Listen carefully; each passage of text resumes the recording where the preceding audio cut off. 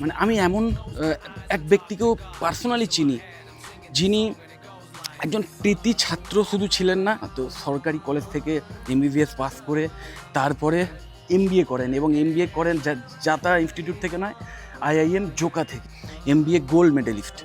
তো ওনার কাছে কত জবের অফার এসেছিলো নিশ্চয়ই তোমরা আইডিয়া করতে পারো, কিন্তু তিনি সেইগুলো কোনোটাই নেননি, না নিয়ে নিজেই নিজের কোম্পানি ফর্ম করেন।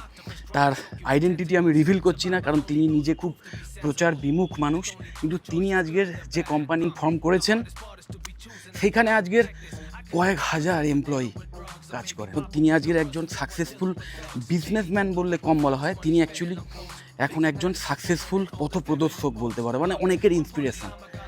সো আমি তোমাদের বলবো যে ভালো চাকরি পাওয়ার অফার থাকলেই যে মানে সেটাই নিতে হবে, তবে তার কোনো বাধ্যবাধকতা নেই। তোমার যদি স্বপ্ন থাকে ব্যবসা করা,